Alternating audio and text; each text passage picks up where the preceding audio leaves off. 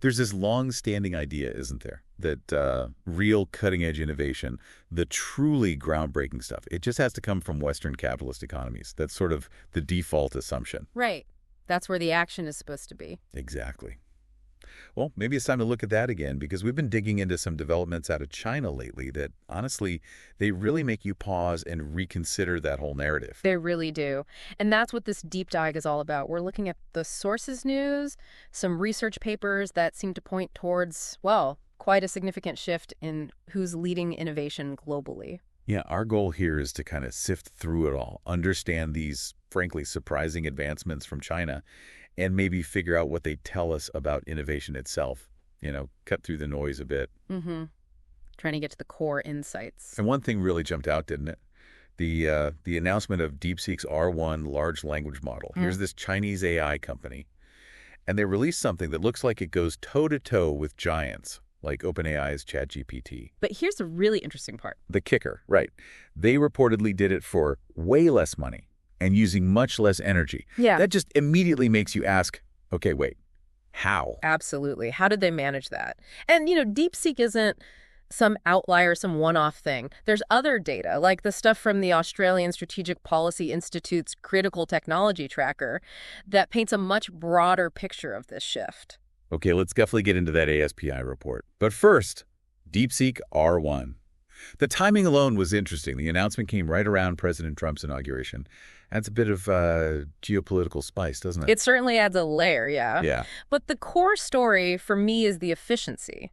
The training cost for DeepSeek R1, estimated around $5.6 million US.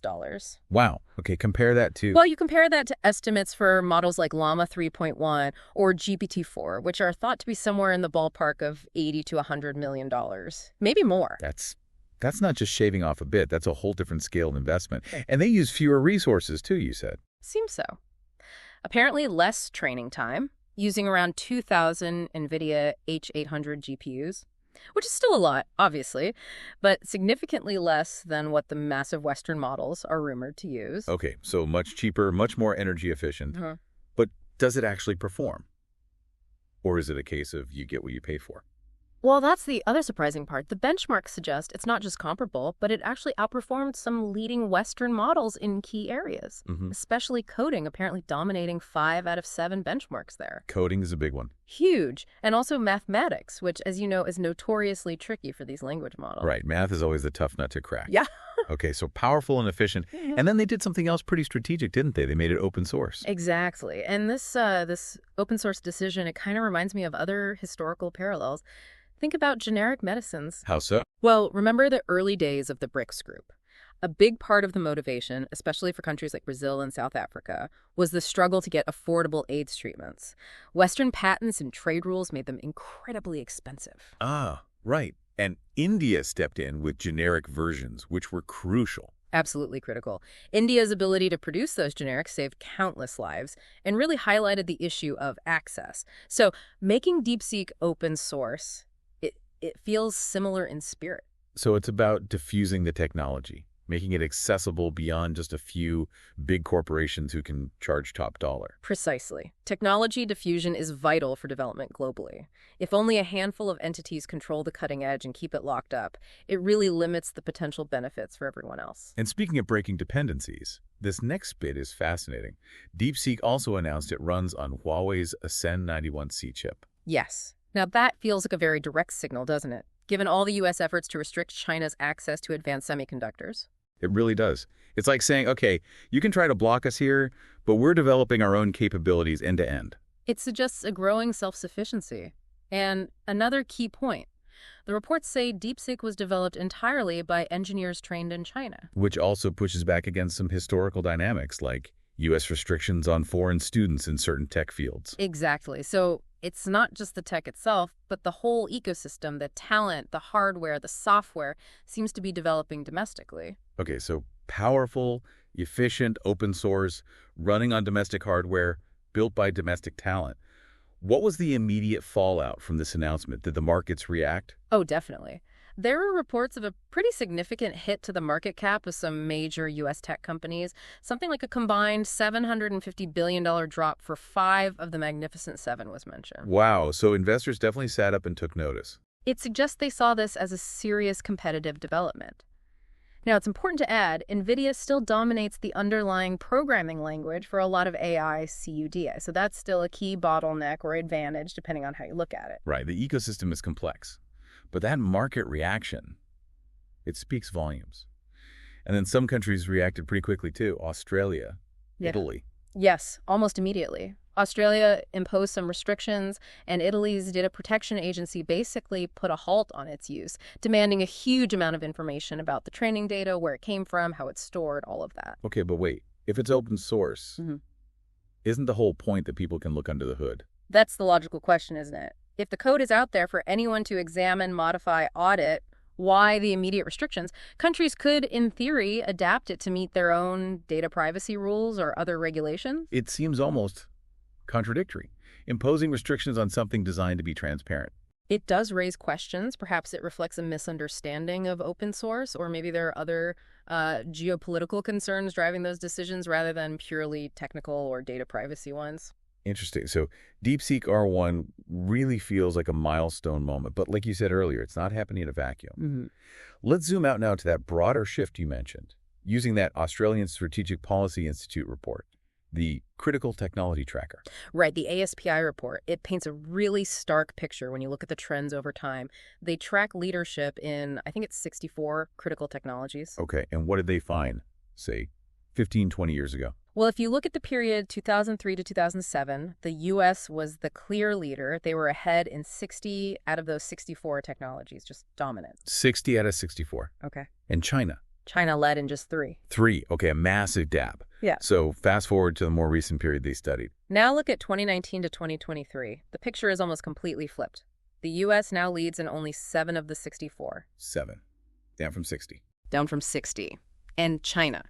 They've surged ahead. They now lead in 57 of those 64 critical technologies. 57? That's an incredible reversal. It's not just catching up. That's taking a decisive lead across a huge range of important fields. It really is. And what's crucial to remember is that this massive shift happened despite all the U.S. efforts to slow China down, things like the market restrictions on Huawei and ZTE, export controls on advanced chips and technology. So those measures, while maybe having some impact, clearly haven't stopped this broader trend. It seems not, and this aligns with the messaging coming from China's leadership. President Xi Jinping back in 2023 was really emphasizing this push for industrial innovation, focusing on scientific and technological breakthroughs, especially in disruptive areas. He talked about cultivating new industries, new models, new drivers, and new productive forces. New productive forces. That phrase sounds significant. It feels like it connects to this core challenge we started with, the assumptions about where innovation comes from. Absolutely, because for decades, the dominant story in the West has been free markets drive innovation. The private sector is the engine, creative destruction, and Western nations just have this inherent edge in science and tech. Right, that's the bedrock belief almost. But these developments, DeepSeek, the ASPI data, they force us to ask, is that really the whole story? Do we need to question those assumptions? And that phrase, new productive forces. Yeah. It definitely echoes Marxist theory, doesn't it?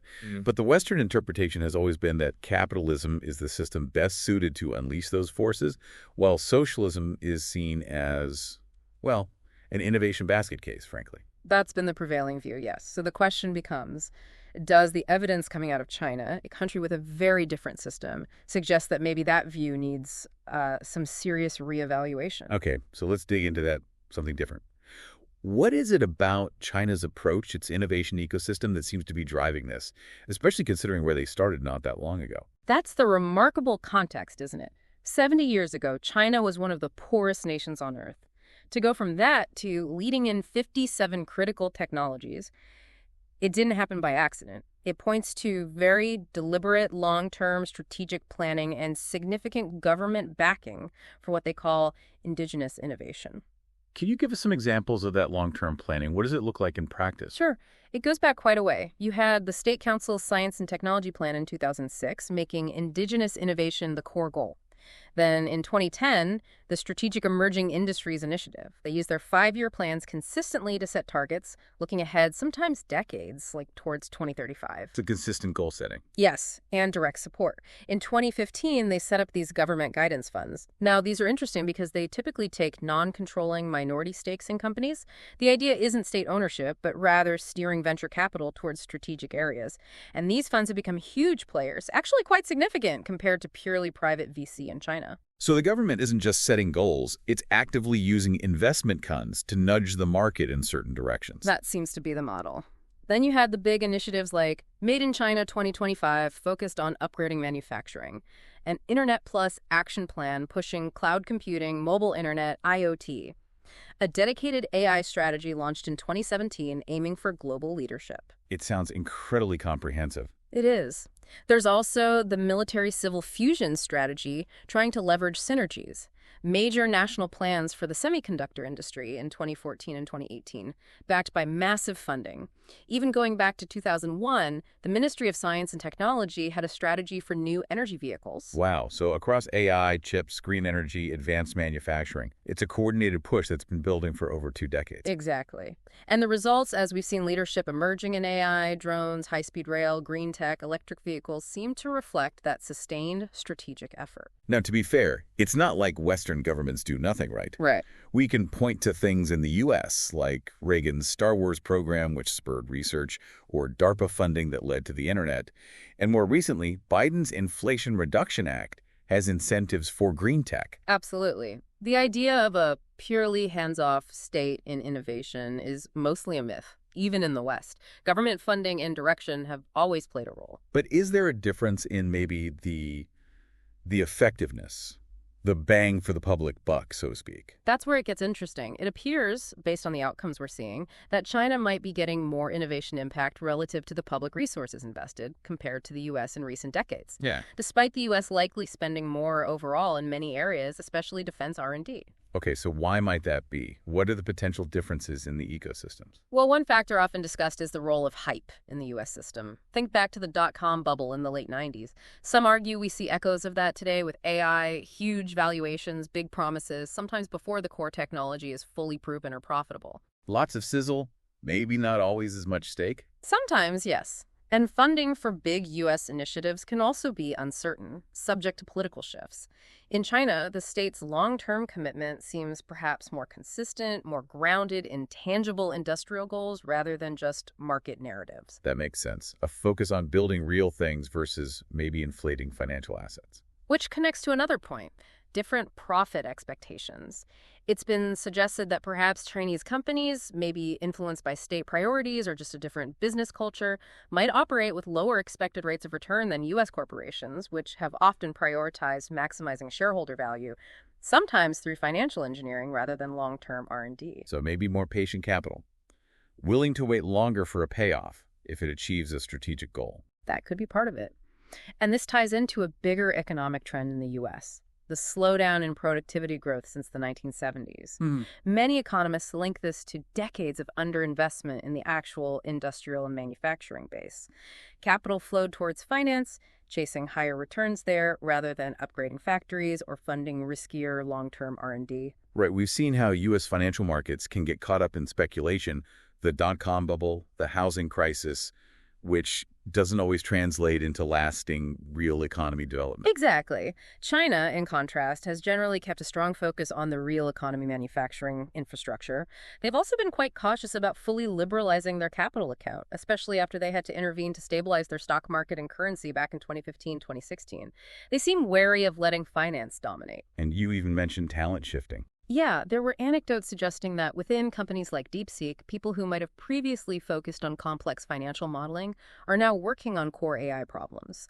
And the Chinese government has cracked down quite hard on what it sees as excessive speculation or financial instability. And we can't ignore education, can we? The sheer number of STEM graduates. Absolutely crucial. China's education system produces a vast pool of engineers and scientists. There's a huge emphasis on math and science from an early age, and it's incredibly competitive, which drives high standards. The proficiency levels are often reported as being very high, even compared to developed Western nations. Yes, even in poorer regions, the dedication to learning, the competitive drive, It creates a very strong foundation. And as DeepSeek shows, it's clearly capable of producing highly creative, world-class innovators too, not just rote learners. Okay, let's touch on intellectual property. Often the narrative is that the West innovates. In China, well, copies or borrows. How does this current wave challenge that? It challenges it significantly, I think. When a company like DeepSeek achieves similar or better results, apparently through its own processes, even when facing restrictions, it suggests that relying purely on IP protection to stay ahead might be a flawed strategy. Because innovation doesn't stand still. Others will find different ways to solve the same problem. Exactly. You might protect one specific patent, but the technological frontier keeps moving. Continuous innovation, constantly pushing forward, seems more effective than just trying to build walls around existing inventions. It's more of a race than owning a fortress. A good analogy. And look, there are even high-tech areas where the U.S., despite pouring in money, seems to be falling behind. Like hypersonics. Reports suggest the U.S. lags behind both Russia and China there, despite massive defense spending. That's one example. And another is drones. You have countries like Iran and Turkey reportedly producing highly effective combat drones, sometimes seen as more practical or cost-effective than some U.S. systems. It raises questions about priorities and efficiency within the U.S. military-industrial complex. Right. Are the resources going to the most effective places? It's a valid question. So, circling back to that phrase President Xi uses, new quality productive forces. Yeah. What's the deeper meaning there within China's context? It's generally understood to mean embracing the technologies of the Fourth Industrial Revolution. AI, big data, advanced robotics, biotech, green energy, to fundamentally upgrade the economy. It's not just about more production, but better, smarter, more sustainable production. Driving productivity, improving quality of life. Exactly. The goal is to use these advanced capabilities to better meet people's needs and enhance overall well-being. It's about transforming how value is created. And you mentioned this isn't just an isolated economic goal. It fits into a bigger picture. Yes, it's framed as part of China's new modernization path. This is a broader vision that goes beyond just GDP growth. It explicitly includes things like building a spiritual civilization, cultural development, ethics, and an ecological civilization, environmental protection, sustainability. So industry, culture, environment. What else? Also, modernizing rural areas, building new types of infrastructure, digital, green, sustainable urbanization, and trying to achieve all this under the banner of common prosperity, aiming for more equitable development. It's a much more holistic vision of what progress means. That's a very different framing than purely economic metrics. So looking ahead, what does this path mean for China's role in the world? They're a manufacturing giant, but they also need resources from outside. That interdependence is key. China is the world's factory in many ways, but it also relies heavily on imported resources. Energy, minerals, food, even water is a constraint. So cooperation is essential, not optional. But the idea is that their advancements could benefit others too. That's the potential. If manufacturing becomes more efficient, more sustainable, driven by these new technologies, those advancements could diffuse globally, helping other countries develop their own industries, raising living standards, and potentially creating a more stable world. Are we seeing concrete examples of this collaborative approach? Well, proponents would point to projects like the Belt and Road Initiative, although that's controversial, but maybe less controversially, things like the high-speed rail line connecting Kunming in Yunnan province down through Laos towards Bangkok. That benefits Laos and Thailand significantly, creating trade routes and revenue, or the discussions about potentially building a canal across the Kra Isthmus in Thailand to bypass the Malacca Strait. Huge potential benefits for regional trade, not just for China. So the argument is these projects create mutual benefits, shared development. That seems to be the goal, yes. Presenting a model of partnership, aiming for equitable relationships rather than the kind of dominance or subordination sometimes associated with past global powers. Okay, so wrapping this all up, the central question we started with, can we maybe finally move past this idea that only Western-style capitalism can be truly innovative? Based on this deep dive, looking at the evidence from DeepSeek to the ASPI report to China's long-term strategy, I think the answer has to be yes, we can, and perhaps we must. The evidence strongly suggests alternative models can work and maybe even excel in certain areas. It really leaves you with something to think about, doesn't it? This idea from China focusing on a broader, more qualitative kind of growth, factoring in human well-being, culture, the environment, alongside the tech. Hmm. Could that be a more sustainable model for everyone? It's a compelling thought, moving beyond just chasing endless consumption, perhaps finding a path that avoids some of the environmental crises and social tensions we see elsewhere. Definitely is something for our listeners to mull over. What does this shift mean for how you understand the global economy, technology, the future? We really encourage you to dig into the sources yourselves. Keep exploring this.